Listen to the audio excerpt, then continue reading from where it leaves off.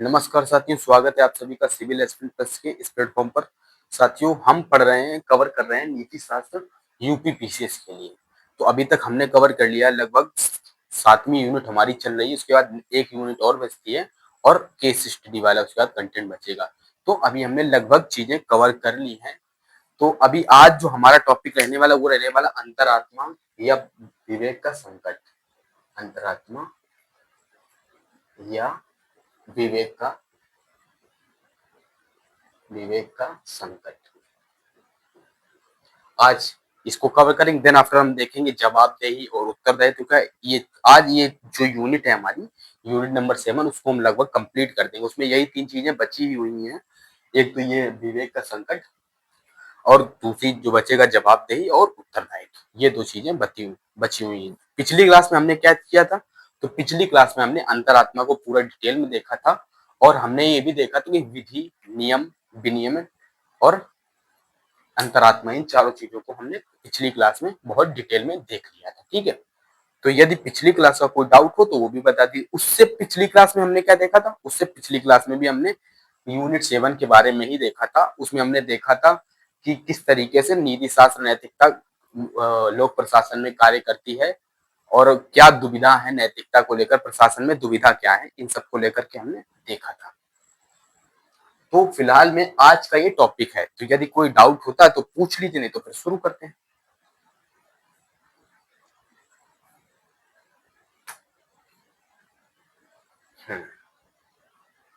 कोई डाउट नहीं है, चलिए बहुत अच्छी बात है, शुरू करते हैं फिर। तो विवेक का संकट कब आता है? विवेक का संकट तब आता है जब निर्णय ना करने की स्थिति हो। क्या? निर्णय ना कर पाने की स्थिति हो। निर्णय ना कर पाने की स्थिति हो। विवेक का संकट तभी आता है जब कोई ऐसा सिचुएशन फंस जाती आ जाती है सामने कि आप निर्णय नहीं ले पाते हैं। जैसे कि अर्थात मान लीजिए, जैसे कि इसके सबसे अच्छा उदाहरण में आप देख सकते हैं। जैसे इसको पहले डिटेल में बता देता हूँ, देन आफ्टर आपको एक्सप्लेन करता हूँ। ठीक है, अब जैसे कि अर्थात इसमें समझने की कोशिश करते हैं। क्या अर्थात? जब अंतरात्मा दो परस्पर विरोधी, अर्थात जब अंतरात्मा दो परस्पर विरोधी, अर्थात अंतरात्मा दो परस्पर विरोधी मूल्यों या विकल्पों में से, मूल्यों या विकल्पों में से किसी एक का, मूल्यों या विकल्पों में से किसी एक के पक्ष, किसी एक के पक्ष में ठोस निर्णय ना दे सके, ठोस निर्णय ना दे सके, ठोस निर्णय न दे सके, ना दे सके, दे सके। क्या? निर्णय न कर पाने की स्थिति। अर्थात जब अंतरात्मा दो परस्पर विरोधी मूल्यों या विकल्पों में से किसी एक के पक्ष में ठोस निर्णय ना दे सके। आपको सबसे अच्छी सिचुएशन समझाने की कोशिश करो। मान लीजिए कोई एक गरीब बच्चा है और वो भूख के कारण दुकान से बिस्किट चुराता है, और दुकान से उसने जब बिस्किट चुराया तो आपने उसको देख लिया चुराते हुए। तो अब आपकी अंतरात्मा में संकट आ गया। संकट ये आ गया कि आप दुकानदार को बताएं। तो इस स्थिति में क्या होगा? दुकानदार को आप बताएंगे तो आपकी ईमानदारी तो साबित होगी, परंतु उस बच्चे के लिए क्या हो? वो बच्चे की पिटाई हो सकती है, उसको मार पड़ सकती है या डांट भी पड़ सकती है, या उस पर चोरी के लिए दंड भी मिल सकता है उसको। वहीं यदि आप नहीं बताते हैं तो आप भी उसकी चोरी में भागीदार बन रहे हैं। तो यहाँ पर सिचुएशन आ गई ना, सिचुएशन इस तरीके की आ गई कि अब आपके अंतरात्मा विवेक का संकट आ गया। तो इस सिचुएशन को आपने समझ लिया ना कि अंतरात्मा विवेक का संकट कब आता। तो पहले तो इसको समझते हैं कि अंतरात्मा विवेक के संकट के क्या कारण है, उसके बाद समाधान समझ लेते हैं। बस हो गया हमारा अंतरात्मा कंप्लीट। तो कारण समझते हैं कि अंतरात्मा संकट क्यों आते हैं। स्टोरी जो मैंने बताई वो याद रखिएगा। सिचुएशन बहुत ही अच्छी वही हो सकती है, परफेक्ट सिचुएशन सबसे। ठीक है ना।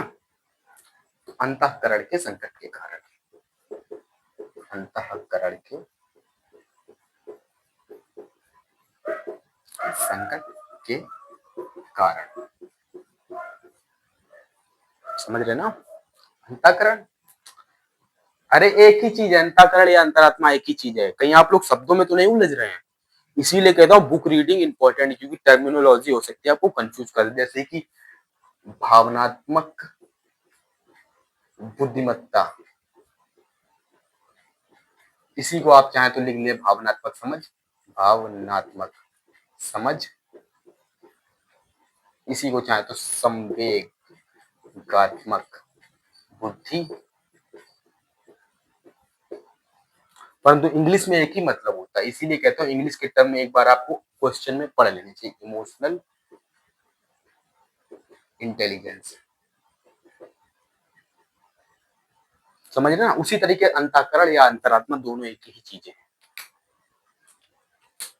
समझ रहे ना। किसी भी चीज के कई शब्द हो सकते हैं, इसीलिए बुक रीडिंग तो इसीलिए प्रेफर की जाती है ना सभी का, और इसीलिए कहा जाता है एक बार इंग्लिश वर्जन भी आप, इंग्लिश से कभी भी दूरी मत बनाइए, इंग्लिश को कभी भी अपना दुश्मन मत मानिए, कभी भी कहीं भी हेल्प कर सकती है इंग्लिश आपकी।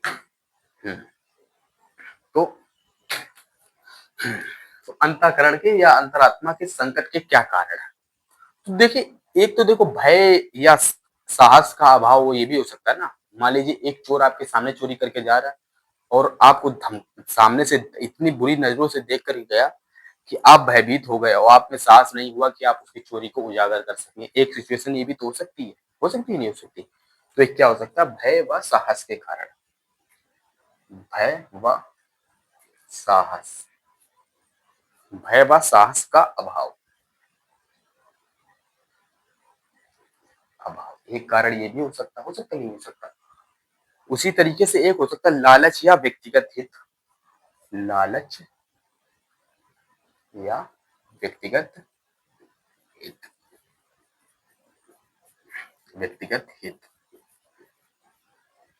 मान लीजिए कोई चोरी करके जा रहा है, आपने देख लिया उसको, आप दोनों लोगों ने सेटिंग कर ली, आधा आधा बांट लिया, व्यक्तिगत हित। या किसी की चोरी हो रही है और जिसकी दुकान में चोरी हो रही वो आपका अपोनेंट है, तो चोरी हो रही तो आप खुश हो रहे हैं, व्यक्तिगत हित भी हो सकते हैं ना, इंटरेस्ट। या दबाव की सिचुएशन भी आ सकती है, दबाव की परिस्थिति में व्यक्ति कर सकता है। और क्या, व्यवसायिक नैतिकता, ये भी एक कारण हो सकता है, व्यवसायिक नैतिकता, व्यवसायिक नैतिकता और महत्वाकांक्षा, महत्वाकांक्षा,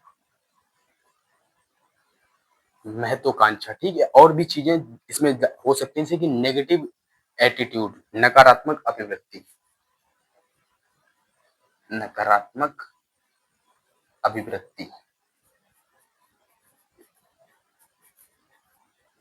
तो ये तो कुछ कारण मैंने आपको बताए, इतने काफी हैं अंतःकरण के या अंतरात्मा के संकट के कुछ कारण। अब देखते हैं अंतरात्मा के संकट के कुछ समाधान भी देखना होगा, क्योंकि आप यदि केस स्टडी या किसी भी आंसर में आप चीजें बताने की कोशिश करें तो आप समाधान जरूर दीजिए या वे फॉरवर्ड दे दीजिए, जो भी हो आपको देना चाहिए। इससे आपके आंसर की वैलिडिटी बढ़ती है, आपका आंसर औरों से अलग भी होता है। परंतु हवा में समाधान नहीं देने चाहिए, समाधान के कुछ एग्जाम्पल भी होने चाहिए आपके पास। एग्जाम्पल कैसे आएंगे, बुक रीडिंग करेंगे, बहुत अच्छे अच्छे एग्जाम्पल आपको मिल जाएंगे, आप कलेक्ट करके रख सकते हैं, आगे यूज कीजिए। तो अंतःकरण के संकट के कारण, अंतःकरण, इसी को अंतरात्मा के संकट के कारण, अंतरात्मा के संकट के कारण। तो क्या मैंने संकट के समाधान लिखना है, संकट के समाधान,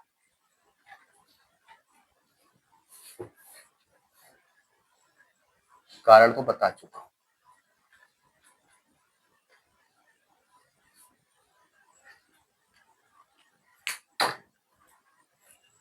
तो समाधान के लिए क्या भाई? साहस या व नेतृत्व।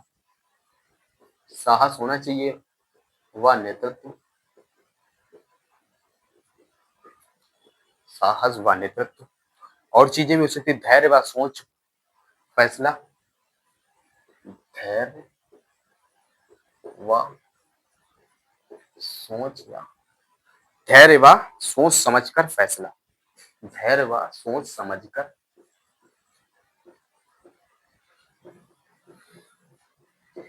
क्या लग रहा था आपको स्टोरी में? क्या लग रहा था? क्या हम उस बच्चे की मदद नहीं कर सकते? 5 रुपए गई तो बिस्कुट उसने चुराया था। हम ये भी तो कह सकते थे दुकानदार को कि उसके बदले का पे मैं कर देता हूँ, परंतु इस बच्चे ने चोरी की थी, इसको आप माफ कर दीजिए। उस बच्चे को भी समझाया जाता कि बेटा ऐसा नहीं किया जा सकता। विकल्प थे ना हमारे पास, कई विकल्प हो सकते हैं, परंतु हमें उसके लिए सोच समझकर फैसला करना होगा और धैर्य के साथ ये कार्य करना होगा। और तो अपने पद व वर्गीकरण से भी, अपने पद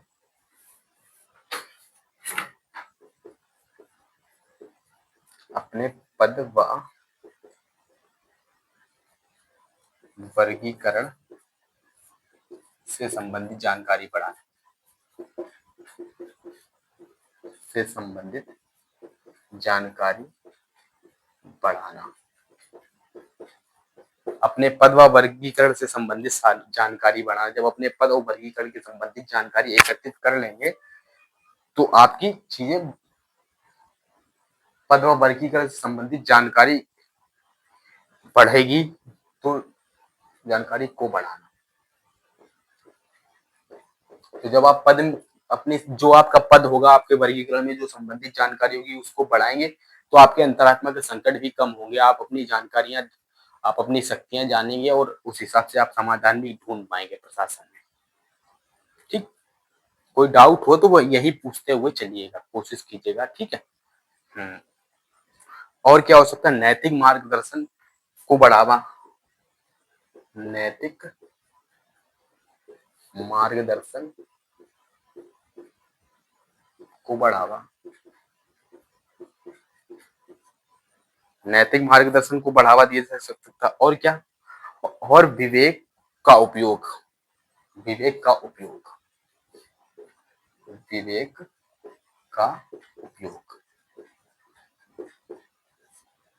विवेक का उपयोग और के कानून व नियमों का सही से पालन।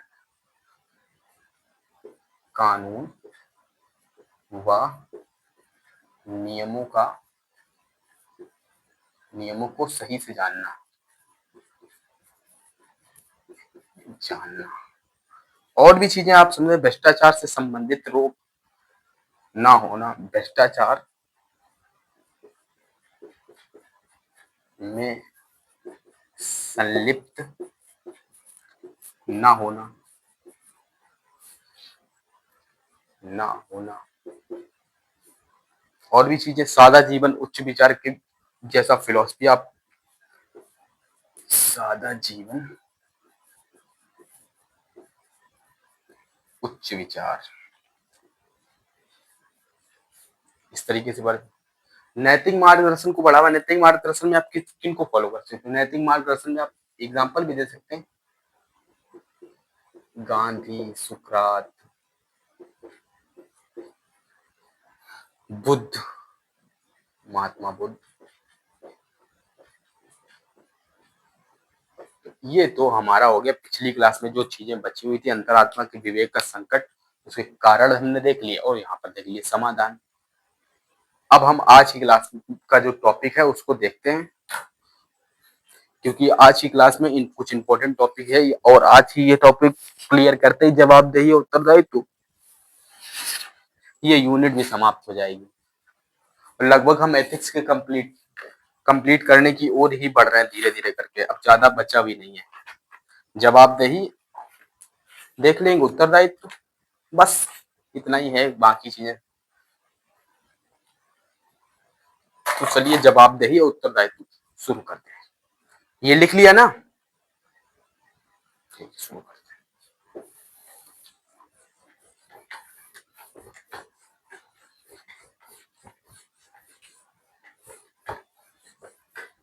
हैं। जवाबदेही और नैतिक शासन, हेडिंग डालिए। ये इसलिए बना देता हूँ स्टार्ट, ये हैशटैग, ताकि इससे समझ में आ जाए कि ये हेडिंग का साइन है। एक तरीके से मैं बना देता हूँ, यूज कर सकते हैं। जवाबदेही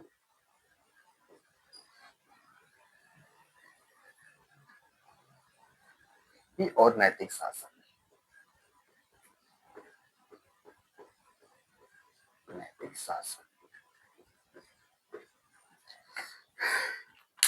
मुझे 1 मिनट दीजिए, पेन में इंक डाल देते हैं, उसके बाद फिर शुरू करते हैं।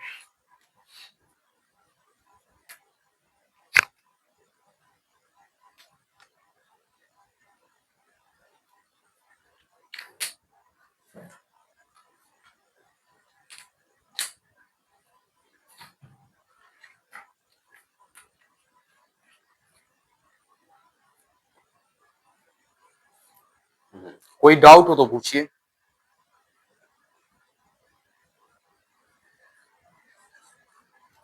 अच्छा, स्ट्रेटजी का वीडियो नहीं दे, चलिए आज आज हर हाल में, आज हर हाल में आपको मिल जाएगा स्ट्रेटजी का वीडियो। नहीं नहीं, क्लास के बाद मैं रिकॉर्ड करता हूँ उसको, ठीक है। यूट्यूब पर आपको मिल जाएगा, देखिएगा जाके यूट्यूब पर, ठीक है। स्टडी क्या आपने बताया, तो फतेह बैच में आप लोग चल ही रहे, उसमें अच्छे से कवर करिए। और क्या अलग से स्टडी चाहिए आप लोगों को? फतेह बैच में मैंने पूरा गाइड कर ही रखा आपको, उससे अलग स्ट्रेटजी फॉलो मत कीजिए। परंतु यदि आप कह ही रहे तो एक बार फिर से रिव्यू कर लेते हैं अपने प्लान। हो सकता है कुछ लोग, जो लोग नए हैं, जिन लोगों ने स्टार्ट नहीं किया था, तो उनको स्टार्ट करने का मौका मिलना चाहिए कि एक बार वो भी कवर देखना है, देखते हुए चलेंगे। तो ये सब चीजें, हाँ हाँ, करवा दूंगा, दे, इस बात से निश्चिंत रहिए।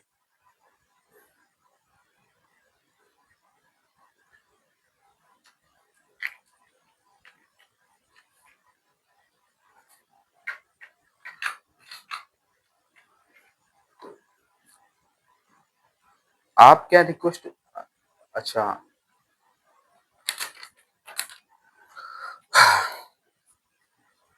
तो ये अंकिता कह रही है कि आप सब लोगों का, अंकिता रिक्वेस्ट कर रही है कि सर पेपर 5 बाद में कराइए, पहले इकोनॉमिक्स करा दीजिए। तो आप सब लोगों को क्या मानना है?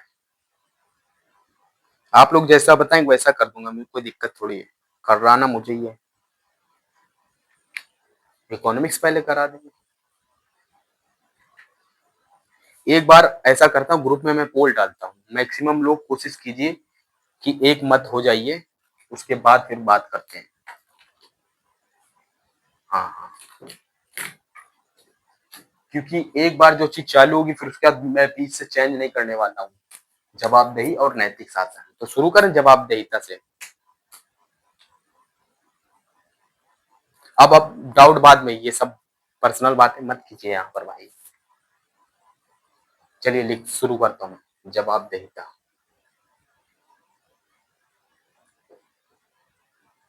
तो जवाबदेहिता से शुरू करते हैं, मैं आपको लिखवाता हूँ, फिर मैं आपको यहाँ पर डिस्कस कर दूंगा, समझा दूंगा। पहले मैं लिखवा दूं, इसका जो डेफिनेशन बैकग्राउंड बनवा दूं, उसका एक्सप्लेन करता हूँ, ठीक है। उत्तरदायित्व व जवाबदेहिता, उत्तरदायित्व या जवाबदेहिता का अर्थ, ये जवाबदेहिता का अर्थ, उत्तरदायित्व या जवाबदेहिता का अर्थ है कि, उत्तरदायित्व या जवाबदेहिता का अर्थ है कि जिस व्यक्ति के पास विवेकाधीन शक्ति है, कि जिस व्यक्ति के पास, कि जिस व्यक्ति के पास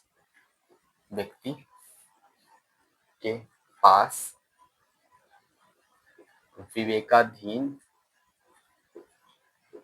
कि जिस व्यक्ति के पास विवेकाधीन शक्ति है, कि जिस व्यक्ति के पास विवेकाधीन शक्ति है, उस पर बाध्यता होनी चाहिए, उस पर बाध्यता होनी चाहिए। उत्तरदायित्व या जवाबदेहिता का अर्थ है कि जिस व्यक्ति के पास विवेकाधीन शक्ति है, उस पर बाध्यता होनी चाहिए। कि अपने कार्यों का स्पष्टीकरण दे। होनी चाहिए कि अपने कार्यों का, कि वह अपने कार्यों का, अपने कार्यों का स्पष्टीकरण, कि वह अपने कार्यों का स्पष्टीकरण दे तथा किसी विशेष परिस्थिति में, तथा किसी विशेष तथा किसी विशेष परिस्थिति में निर्णय में, तथा किसी विशेष परिस्थिति में निर्णय किस प्रकार लिया गया है, निर्णय किस प्रकार लिया गया है। जवाबदेहिता या उत्तरदायित्व का अर्थ है कि जिस व्यक्ति के पास विवेकाधीन शक्ति है, जैसे अधिकारी के पास होती है, उस पर बाध्यता होनी चाहिए, भाई बाध्यता तो होनी चाहिए कि वह अपने कार्यों का स्पष्टीकरण दे तथा किसी विशेष परिस्थिति में निर्णय किस प्रकार लिया गया है, इस बात का स्पष्टीकरण दे। ठीक है, और आगे और लिखता जाता हूं और एक्सप्लेन करता जाता हूं। जैसे कि व्यक्ति या संगठन, व्यक्ति या संगठन, व्यक्ति या संगठन के प्रदर्शन व व्यवहार के प्रदर्शन, व्यक्ति व संगठन के प्रदर्शन व व्यवहार के लिए, व्यवहार के लिए जिम्मेदारी, व्यक्ति या संगठन के प्रदर्शन व व्यवहार के लिए जिम्मेदारी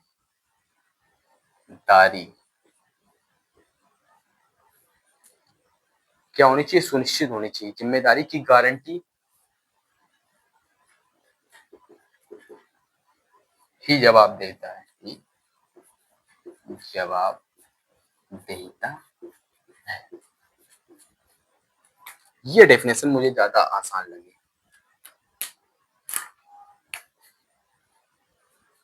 व्यक्ति या संगठन के प्रदर्शन व व्यवहार के लिए जिम्मेदारी की गारंटी ही जवाबदेहिता है। उदाहरण भी बता देता हूं कुछ।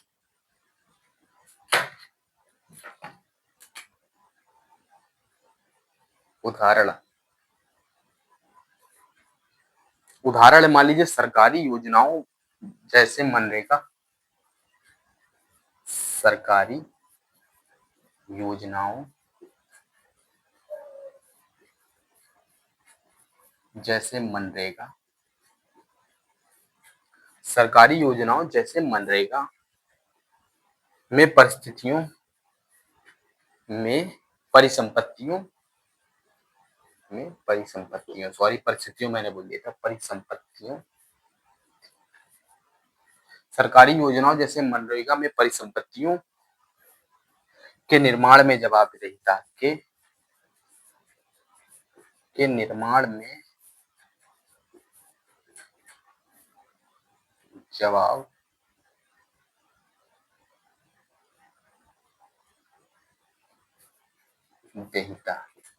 परिसंपत्तियों के निर्माण में जवाबदेहिता सुनिश्चित करने के लिए, परिसंपत्तियों में जवाबदेहिता सुनिश्चित करने के लिए, सुनिश्चित करने के लिए जियो टैगिंग का प्रावधान, जियो टैगिंग,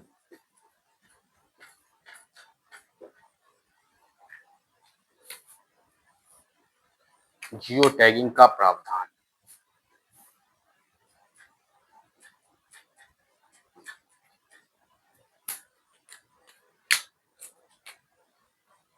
एक और एग्जांपल बताऊंगा, इसलिए इसमें एग्जांपल नंबर 1 ले लीजिए। तो एक तो ये बढ़िया एग्जांपल आपको मिल गया जवाबदेहिता का, कि भाई मनरेगा में क्या किया गया, जियो टैगिंग की सुविधा कर दी गई जवाबदेहिता बनाने के लिए अधिकारियों के बीच में। ठीक, ऊपर वाला लिख लिया तो ऊपर वाला मैं मिटा दूं, तब तक नीचे वाला लिखिए, मिटा दे रहा हूं। ठीक,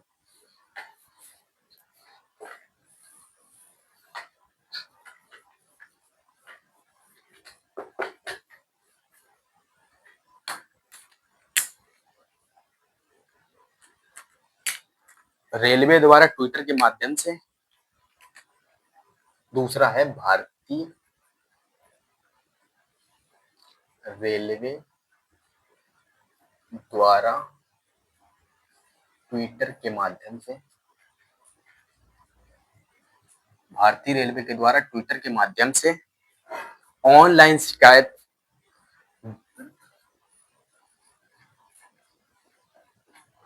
ऑनलाइन शिकायत ऑनलाइन शिकायत व्यवस्था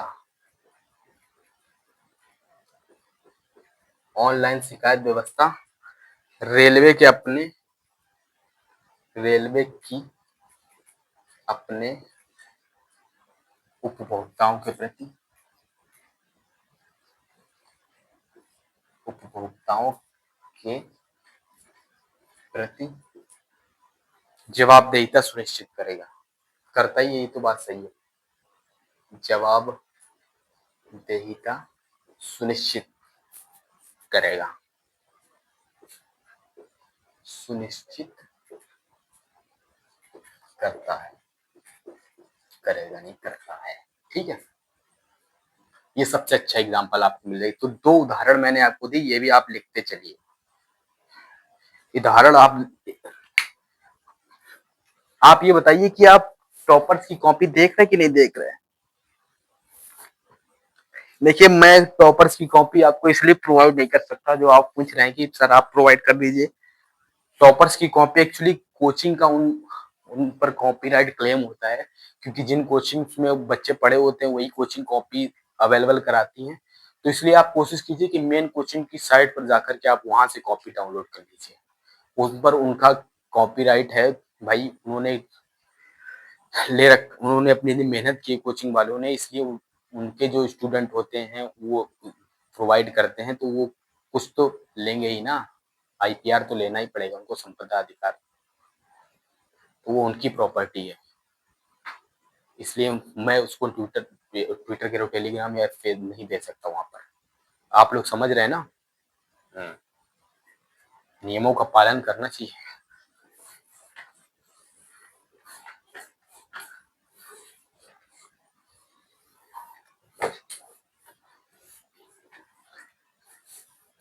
क्या भैया, आपका मतलब क्या है कि हम क्या नीति एथिक्स पढ़ के क्या क्या है, साधु बनना है? साधु बनना है, ये किस तरीके का डाउट है भाई? एथिक्स पढ़ के आप साधु बनना है क्या? मैं, अरे साधु नहीं बनना भाई, अपने अंदर मोरालिटी डेवलप करनी है। सही गलत का ज्ञान होना चाहिए, बोध तो होना चाहिए व्यक्ति को, इतना तो होना ही चाहिए। और खासकर देखिए ना, नैतिकता नीति शास्त्र पढ़ाने का कारण क्या है? एक तो व्यक्ति जीवन में अनुभव प्राप्त करता है। वो अनुभव कब प्राप्त करता है? जब वो लंबे समय तक जीवन जिया हो। और आज प्रशासन में अक्सर देखिए कौन पहुंच जाते हैं? युवा पहुंच जाते हैं। युवा जिनके पास जीवन का ज्यादा अनुभव नहीं होता है, वो अपने माता पिता पर ही आश्रित होते, अचानक से वो जॉब में पहुंच जाते हैं। तो इसलिए उनको प्रैक्टिकल नॉलेज तो होनी चाहिए ना। इसलिए एथिक्स, हमारा पूरा सिलेबस ही प्रैक्टिकल नॉलेज पर बना हुआ है। देखिए, एक एक चीज अप्लाई पार्ट होती है। तो जवाबदेहिता का आधार क्या है? जवाबदेहिता का आधार,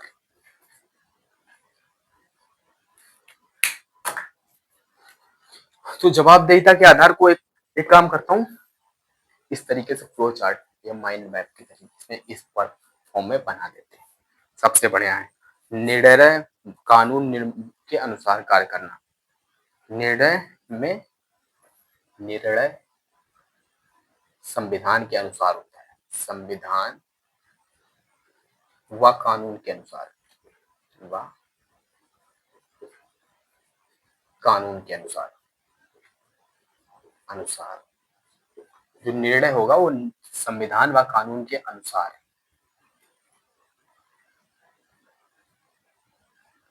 वह कानून के अनुसार होगा। और क्या होगी? व्यक्ति में निर्णय में तार्किकता होगी, तार्किकता। और नैतिक संहिता व नैतिक आचरण का पालन, नैतिक संहिता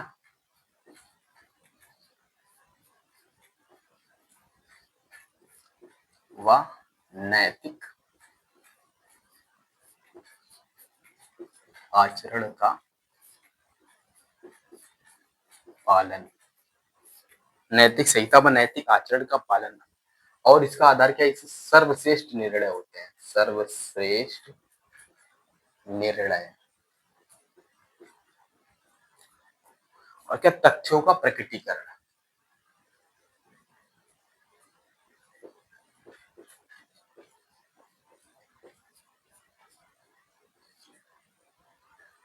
ये है जवाबदेहिता के आधार।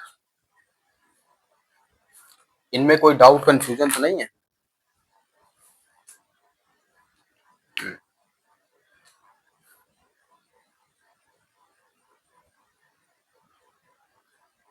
ठीक है ना?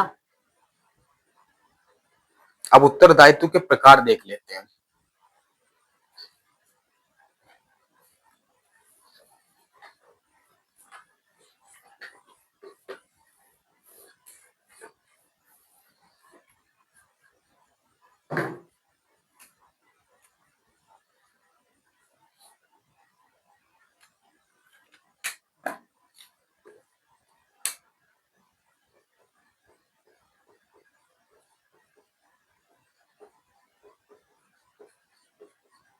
उत्तरदायित्व के प्रकार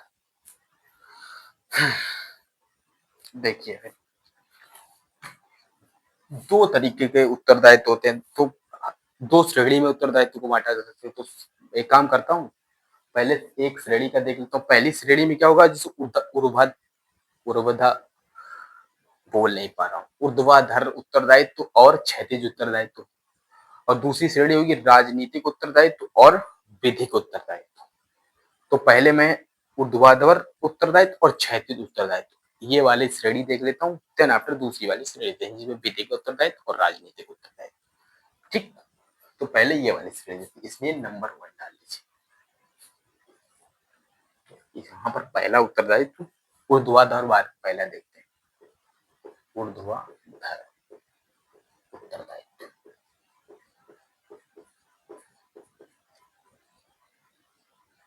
ऊर्ध्वाधर उत्तरदायित्व।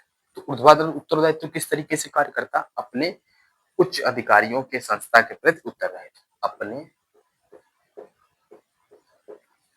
उच्च अधिकारियों, अपने उच्च अधिकारियों व संस्था, अपने उच्च अधिकारियों व संस्था के प्रति उत्तरदायित्व, उच्च अधिकारियों व संस्था के प्रति उत्तरदायित्व, ये होता है ऊर्ध्वाधर उत्तरदायित्व। ठीक, इसमें उदाहरण भी आप देख सकते हैं। एग्जाम्पल मैं बता देता हूँ, एग्जाम्पल दूसरे पेन से लिखवा दे। संसद से उत्तरदायित्व, संसद से आदेश की एक श्रेणी तरीके इस तरीके देखिए आप। सबसे पहले संसद, संसद से मान लीजिए कोई आदेश चलता है,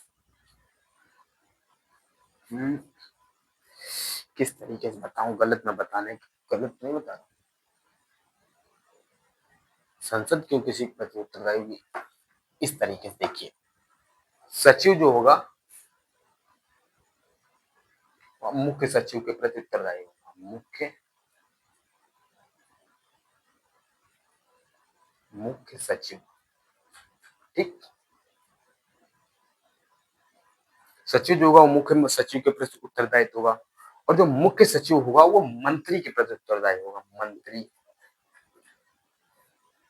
मुख्य सचिव जो है, सचिव तो होगा और मुख्य सचिव जो होगा वो मंत्री के प्रति उत्तर देगा। और मंत्री किसके प्रति उत्तर देगा? मंत्री है कार्यपालिका के प्रति उत्तरदायित्व। तो यहाँ पर कार्यपालिका के प्रति मंत्री का उत्तरदायित्व। और कार्यपालिका किसके प्रति उत्तरदायी? कार्यपालिका संसद के प्रति उत्तरदायी होगी, संसद। तो इस तरीके से ऊर्ध्वाधर उत्तरदायित्व चलता है, समझ गए ना, नीचे से ऊपर की तरफ। और क्षैतिज उत्तरदायित्व कैसे चलता है? इस तरीके से चलता है। तो क्षैतिज उत्तरदायित्व भी देखते हैं। अच्छा जाता है क्षैतिज उत्तरदायित्व।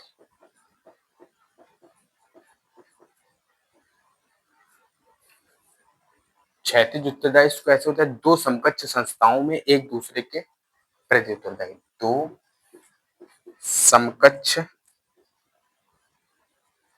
दो समकक्ष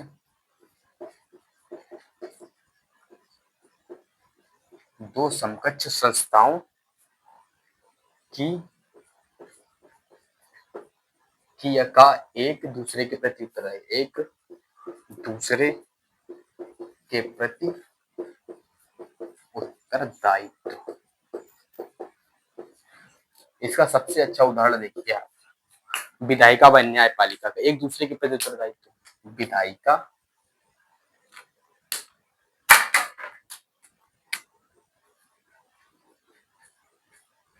विधायिका व न्यायपालिका दूसरे दोनों एक दूसरे का उत्तरदायित्व, दोनों का एक दूसरे पर उत्तरदायित्व, दोनों एक दूसरे को नियंत्रण एवं संतुलित करती हैं। ये इनको करने की कोशिश करती है बैलेंस, वो इनको बैलेंस करने की कोशिश करती है। तो ये तो हो गई पहली श्रेणी। दूसरी देखते हैं राजनीतिक उत्तरदायित्व और विधिक उत्तरदायित्व।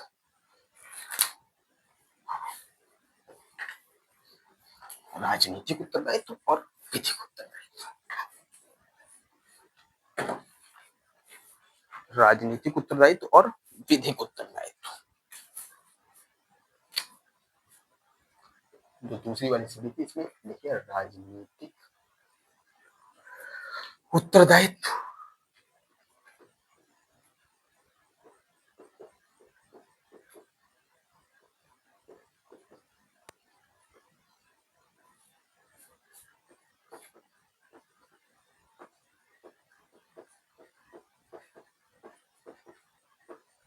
राजनीतिक उत्तरदायित्व और विधिक उत्तरदायित्व। तो ये क्या राजनीतिक उत्तरदायित्व? ये है कि संसद व सरकार व संसद का के प्रति उत्तरदायित्व। सरकार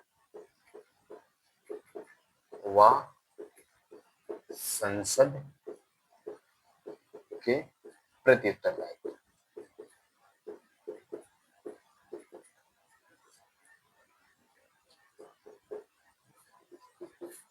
वही विधिक उत्तरदायित्व क्या? सरकार व सिविल सेवकों का संविधान व कानून के प्रति। लिखिए यहाँ पर सरकार व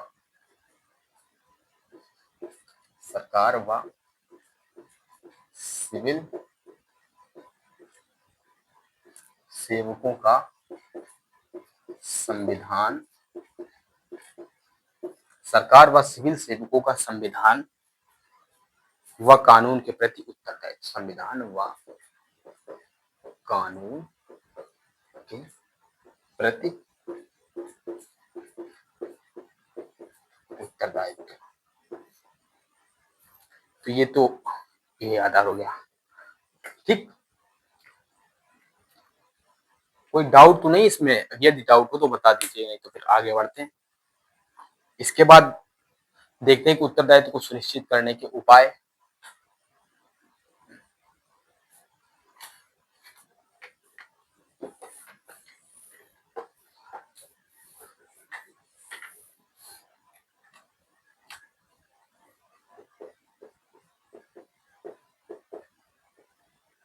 उत्तरदायित्व को सुनिश्चित करने के उपाय। उत्तरदायित्व को सुनिश्चित करने के उपाय।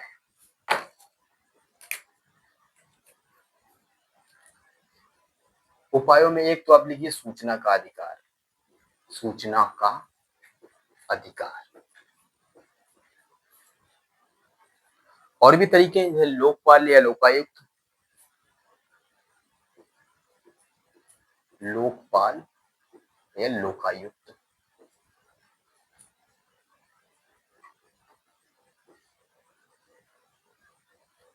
समझ रहे हैं? लोकपाल या लोकायुक्त। और तरीके citizen charter. Citizen charter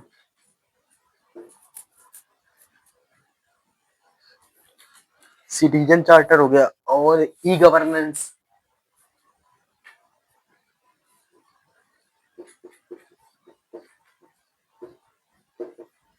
citizen charter के अलावा ई गवर्नेंस, लोक अदालतें भी, लोक अदालतें,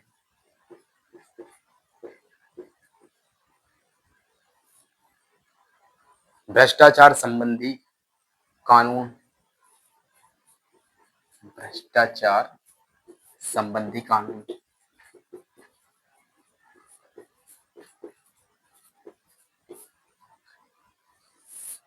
भ्रष्टाचार संबंधी कानून के अलावा मीडिया,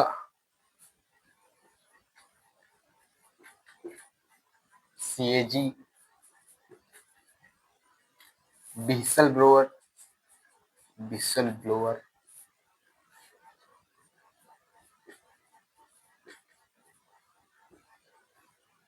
और भी एग्जांपल ऐड कर सकते हैं आप लोग। कोई सजेशन दे तो वो भी इसमें ऐड कर देता हूँ। है आपके पास कोई, वो बताइए तो वो भी ऐड कर दो यदि किसी ने पढ़ रखा हो तो। न्यायालय, हाँ उसको भी ऐड कर लीजिए। न्यायालय काफी इतना। तो ये तो उत्तरदायित्व को सुनिश्चित करने के कुछ उपाय हैं जो हमने आपको बता दिए। इतना कंटेंट काफी है। आप इसी तरीके से डायरेक्ट जाकर के ये कॉपी पेस्ट भी कर देंगे डायग्राम चार्ट, तो भी आपको कोई प्रॉब्लम नहीं होने वाली वहां पर। हाँ,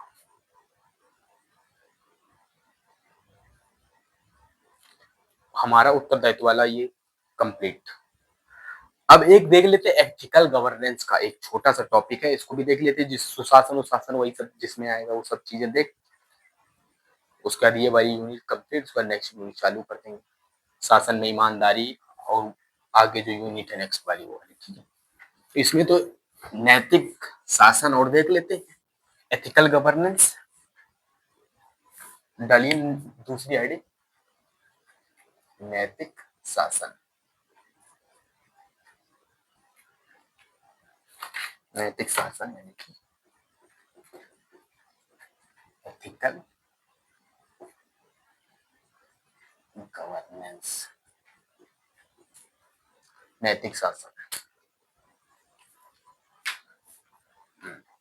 नैतिक शासन क्या, यह शासन का एक तरीका है जिसका संबंध, यह लिखिए मेरे साथ, मेरे साथ ही लिखना शुरू कीजिए, ठीक है। यह शासन का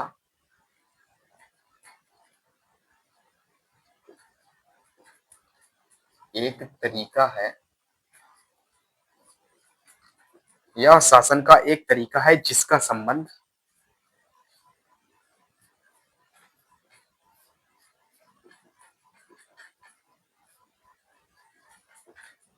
यह शासन का एक तरीका है जिसका संबंध व्यवसाय, सरकार,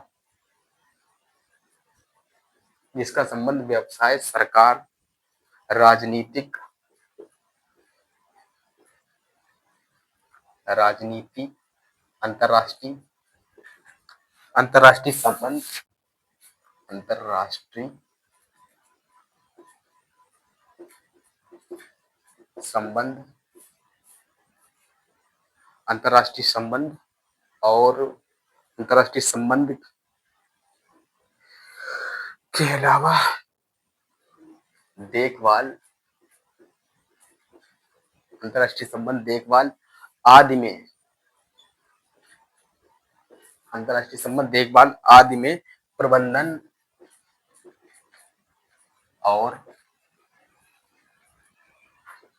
और नीति बनाने में, नीति बनाने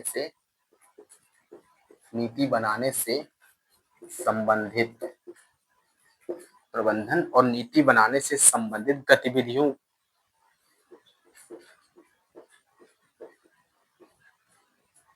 गतिविधियों के सही व उचित आचरण से, गतिविधियों के सही व उचित आचरणों से है। यह शासन का एक तरीका है जिसका संबंध व्यवसाय, सरकार, राजनीति, अंतरराष्ट्रीय संबंध, देखभाल आदि में प्रबंधन और नीति बनाने से संबंधित गतिविधियों के सही व उचित आचरण से है। नैतिक शासन का ये मतलब नैतिक शासन की आवश्यकता क्यों है उसको लिखवा देते। नैतिक शासन की आवश्यकता, नैतिक शासन की आवश्यकता।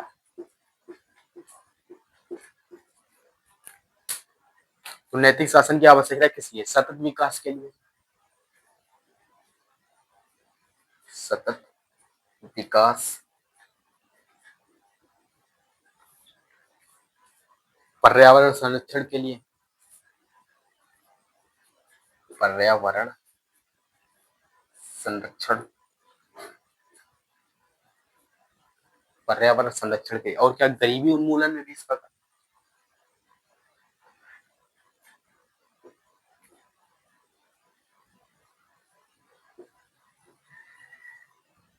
गरीबी उन्मूलन, और क्या असमानता को दूर करना,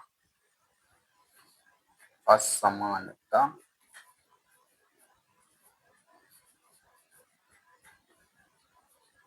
को दूर करना,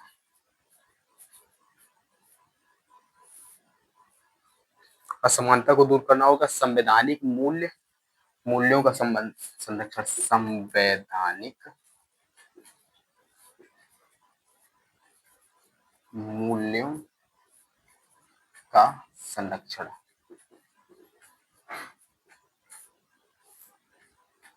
संवैधानिक मूल्यों का संरक्षण, पारदर्शिता व जवाबदेही, पारदर्शिता व जवाबदेही के लिए,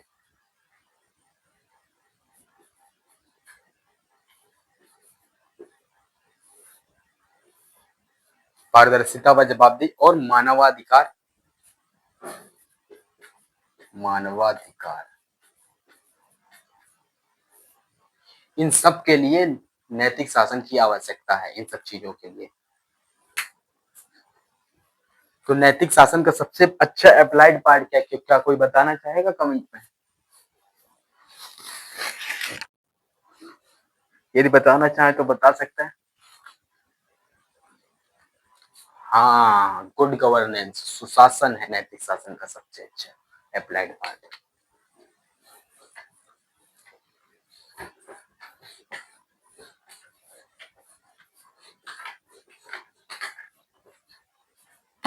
तो लिखिए भाई सुशासन, कोई सुशासन, तो सुशासन, सुशासन को इंट्रोड्यूस किया गया वर्ल्ड बैंक द्वारा। सुशासन व विश्व बैंक रिपोर्ट 1990, विश्व बैंक रिपोर्ट 1992,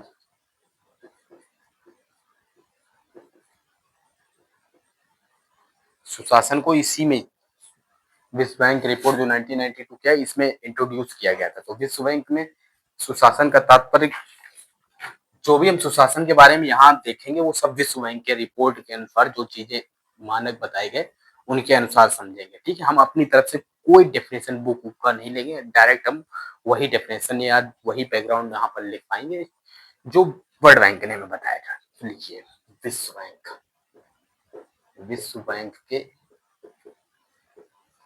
अनुसार,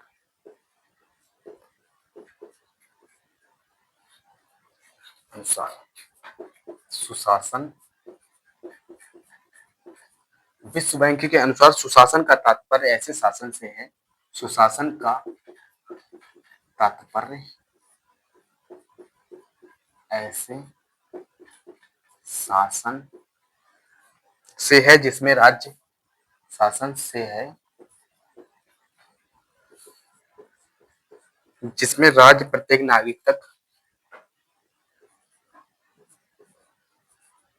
जिसमें राज्य प्रत्येक नागरिक तक, जिसमें राज्य प्रत्येक नागरिक तक सरकार द्वारा लागू नीतियों को, सरकार द्वारा लागू राज्य सरकार द्वारा लागू नीतियों को प्रत्येक नागरिकों तक राज्य सरकार द्वारा लागू नीतियों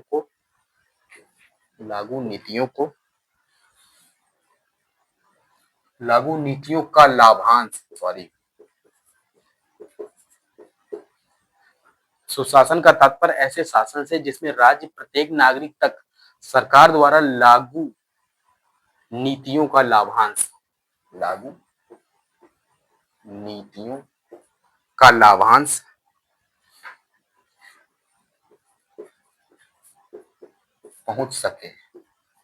पहुंचा सके तथा इस प्रक्रिया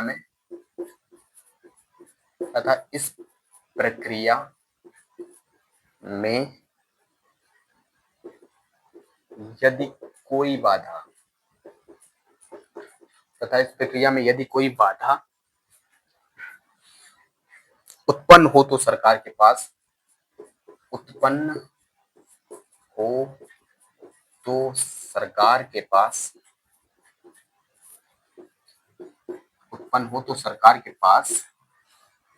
ऐसा तंत्र होना चाहिए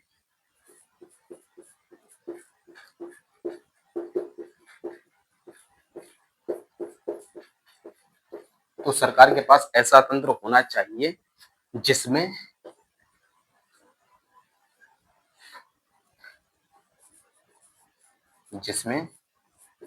जनमानस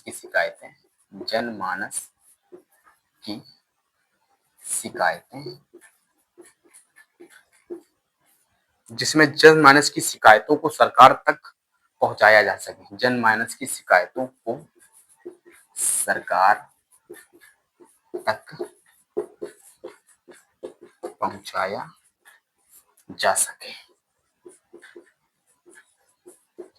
सके तो सुशासन का तात्पर्य ऐसे शासन से जिसमें राज्य प्रत्येक नागरिक तक सरकार द्वारा लागू नीतियों का लाभांश पहुंचा सके तथा इस प्रक्रिया में यदि कोई बाधा उत्पन्न हो रही है तो सरकार के पास ऐसा तंत्र होना चाहिए जिसमें जनमानस की शिकायतों को सरकार तक पहुंचाया जा सके।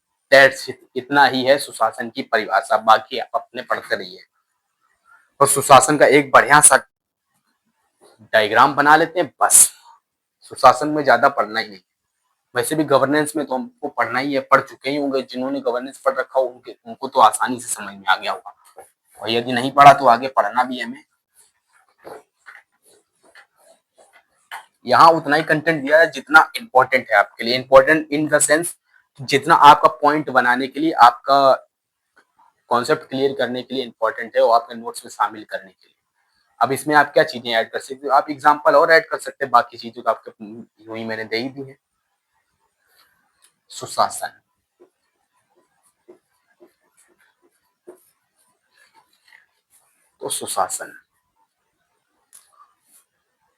इस तरीके से बना देते, ठीक है, यूं करके। तो सुशासन में क्या क्या चीजें हो सकती है? एक तो जवाबदेही,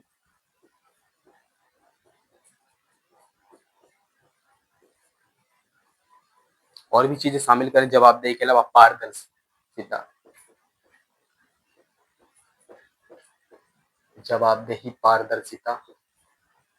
विधिवत का शासन, रूल लॉ, विधि का शासन। उसके अलावा सर्वसम्मति उन्मुख शासन कैसा होना चाहिए? सर्वसम्मति उन्मुख होना चाहिए।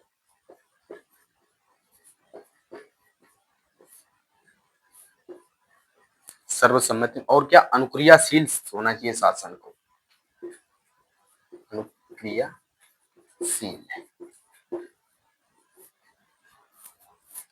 और प्रभावी व कुशल। ये तो आपको याद करने की जरूरत ही नहीं, सब चीजें तो आपको आसानी से पता। प्रभावी व कुशल शासन इस तरीके का होना चाहिए। प्रभावी व कुशल और क्या? सहभागी शासन, सहभागी होना चाहिए।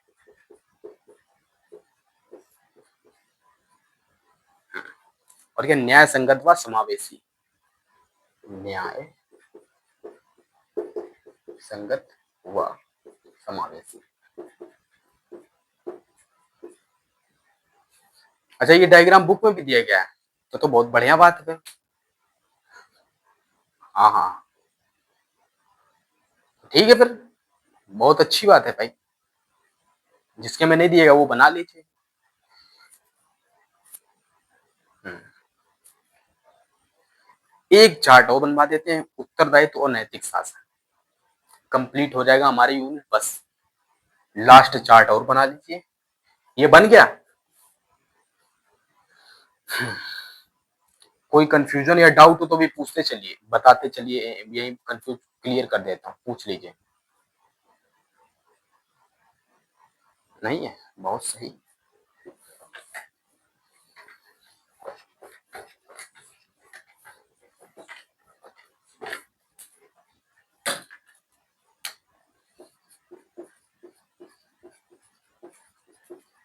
उत्तरदायित्व और नैतिक शासन,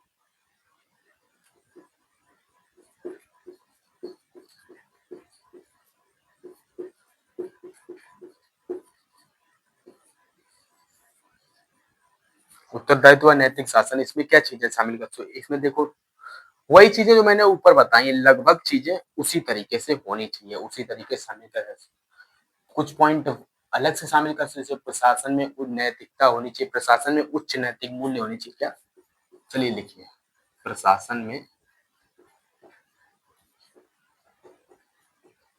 उच्च नैतिक मूल्य,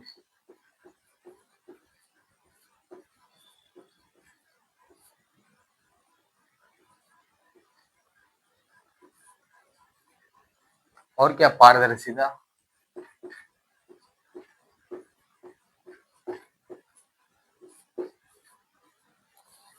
अनुक्रियाशीलता, लगभग वही चीजें शामिल कर सकती जो मैंने पिछले डायग्राम में बनाई। अनुक्रियाशीलता, नागरिक केंद्रित प्रशासन होना चाहिए, सिटीजन सेंट्रिक अप्रोच, ये तो बात सही, नागरिक केंद्रित प्रशासन, नागरिक केंद्रित प्रशासन, प्रशासन, नागरिक केंद्रित प्रशासन होना चाहिए।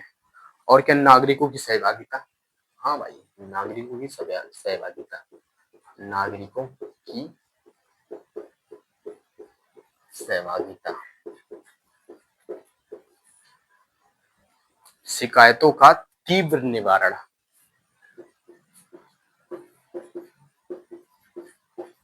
शिकायतों का तीव्र निवारण,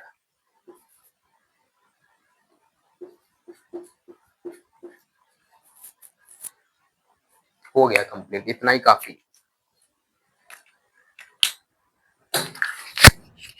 कोई डाउट हो तो अभी पूछ लीजिए, नहीं तो फिर बंद करते हैं, बस यही क्लास आज की रोकते हैं, ठीक है, बताइए कोई डाउट हो तो।